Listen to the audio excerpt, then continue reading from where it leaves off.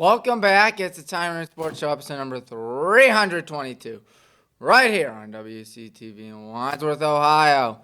Yep, you know that for a fact, and you gotta know that the Cleveland Guardians aren't doing that bad. We all got the first half stats. Well, of course, we're 97 games through the season in Cleveland, for the Guardians at least, which is more than half, but still 51-46, not too shabby. And tied with the White Sox for first, but the White Sox have the tiebreaker. They've beaten the Guardians head-to-head, unfortunately. There's Travis Bazzano, one of the three All-Stars. We'll tap on the All-Star game for a second in a minute, but first, a -2 differential in runs for the Cleveland Guardians. That ain't good. And they're dead even 30-30 during night games. During day games, let's think they're 21-16. Season ended now, they would be the second wild card in the American League. And who would they face off against? I believe, the Yankees. That's who they face off against, with all three games being in New York City. That would not be the easiest game in the history, or not the easiest series in the history of series. Let me assure you that. And what else would I assure you on? They're one of the 5 teams above 500 in the American League. Yeah, just 5 teams above 500. Guardians are one, Yankees are one of them. Tampa's the best team in the American League. 56-38. 3 games ahead of the Yankees. And the White Sox are 50-45. They would have, despite that 50-45 record, they'd have the first round off because the Texas Rangers are 49-47. Up top, the American League West. And the third wild card is a tie between Seattle and Minnesota. But don't sleep on Boston. Boston's got hot all of a sudden, 46-48, despite all those whiny Boston fans on Twitter and social media saying, oh, we have it tougher than anyone else, which let me assure you they do not. But still, nonetheless, going to be very difficult for every team, really. That American League is 100% up for bid. I mean anyone can win it. Let me assure you that. Hopefully the Guardians will make the playoffs. I don't doubt they'll make the playoffs because they got themselves quite a darn good team as always. But what else? We all got this series. There was a clean sweep against the Miami Marlins in 3. And Otto Lopez didn't get a single hit in that whole series. Let that sink in. Otto Lopez of the Miami Marlins, who leads the leads the Major League in batting average last time I checked. Did not wind up with a single hit that whole series. He still leads the whole league in average. He's got 334 average, Otto Lopez, and it's 4 points out of Luis Arias. Luis Arias is a mighty good contactor, let me assure you that. Let's just look at his stats. He's got more career walks than strikeouts. Oh, you gods, that's actually good. That's almost unheralded nowadays. 254 walks to 231 strikeouts for Arias. But what was my train of thought? Delaware had a home run in Game 1, and Delaware had a home run in Game 3. So there is that. That's always a good thing, folks. That's always a good thing. And Parker Messick in Game 1 had 5 1/3 no-hit innings. He did give up a home run in the top half of the 6th, or bottom half of the 6th instead.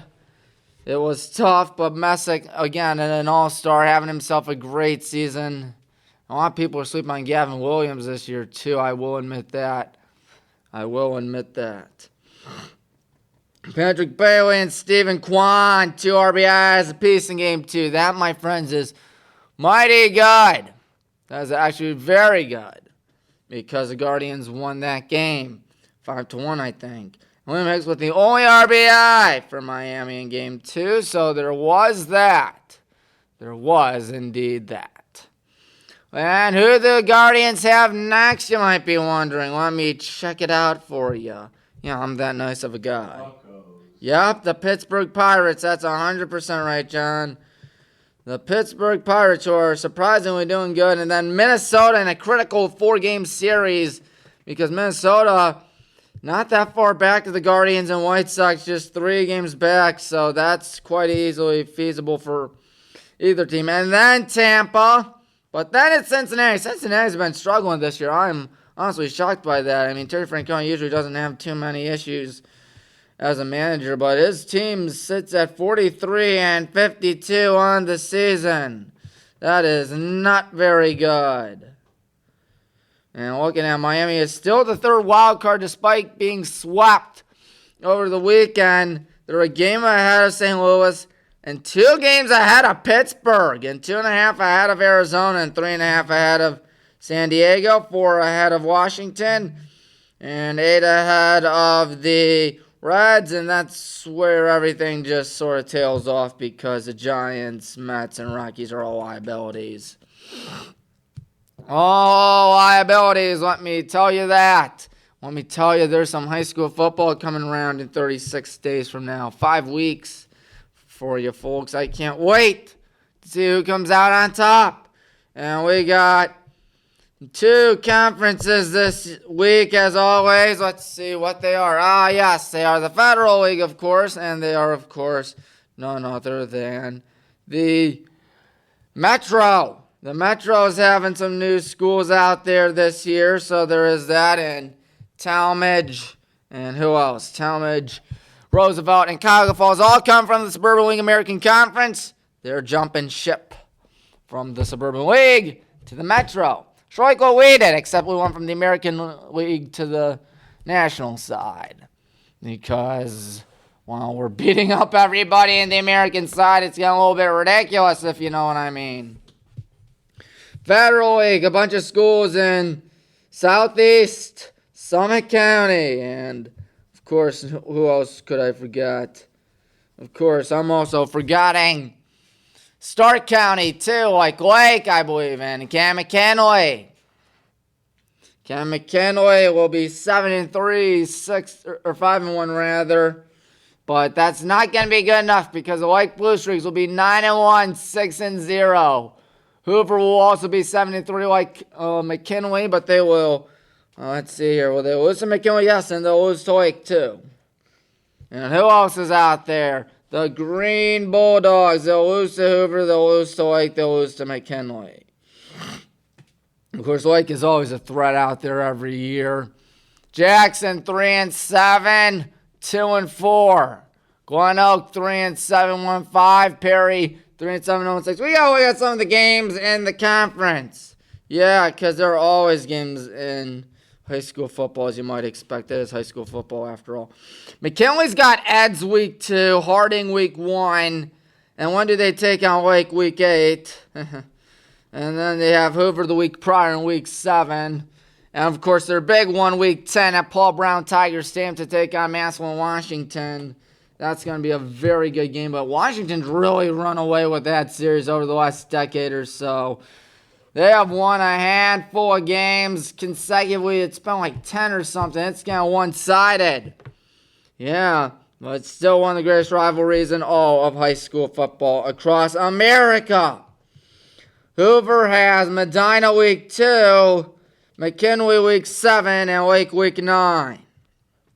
So there is that.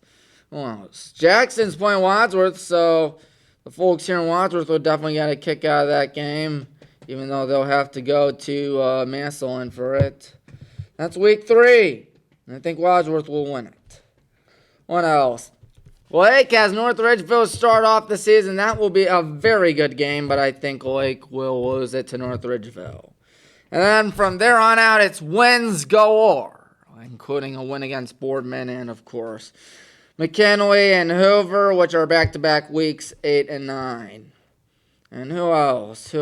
I'm just trying to see here. Green has Talmadge week 2. I think Talmadge can win that one. That'll be a good game, though. It'll be a mighty good game. Now it's time for the Metro Conference, something you've been waiting for if you are a fan of one of the 10 schools. And they're not playing everybody, so there is that. Streetsboro on top, 9-1, 7-0. Northern Panthers right behind them, 9-1, 6-1. They're one loss to Streetsboro. Cloverleaf third. I heard they're going to be out of the Metro soon. Woodridge will finish 4th, 7-3, 5-2, just like Cloverleaf, rather. And I don't think they play each other. In fact, they do not play each other, so it will be a dead even tie. Talmadge 6-4, 4-3. Field 5-5, 4-4. Yeah, they got 8 conference games. So is Ravenna. Look at that, 3-7, 1-7. And then Kent Roosevelt.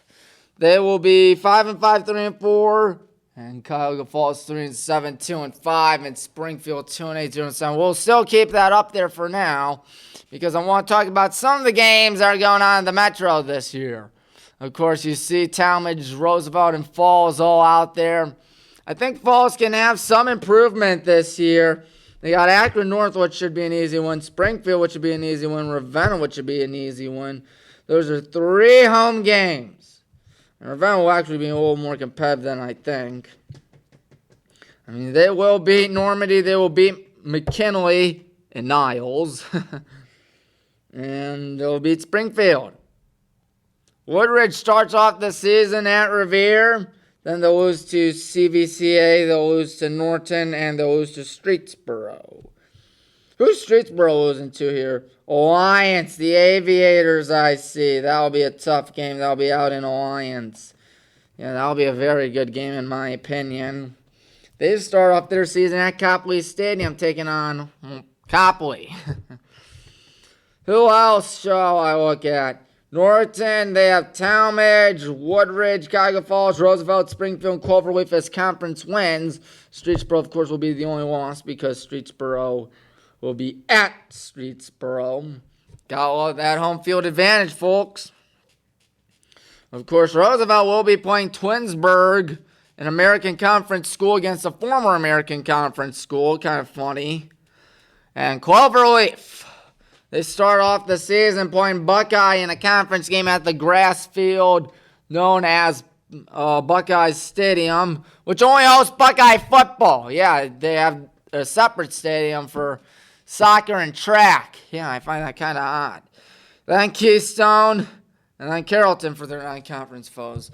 Now, of course, Springfield will beat Waterloo. They will beat Coventry this year. That should be some very fun, exciting stuff. Cuyahoga Falls, we already went over who I think they're going to defeat in this 2026 season. Yeah, how many days until August 21st? Of course, you know it's 36, but I just wanted to be on the safe side. 36 days, that's 5 weeks. And when's the first scrimmage for Highland? It is in 22 days, which is 3 weeks. Good golly, 3 weeks. When we take on Lake Catholic, Coach Gibbons' alma mater. And then in 28 days from now, it's a Thursday night scrimmage against the Big Walnut Golden Eagles down in Columbus. Well, that's where we were last year. This year, they're coming up here. Yep, Tommy Maroon thanking you folks for watching Time Maroon Sports Show on WCTV. I'll talk to you next week. Goodbye, everybody. You are watching WCTV, Wadsworth Community Television.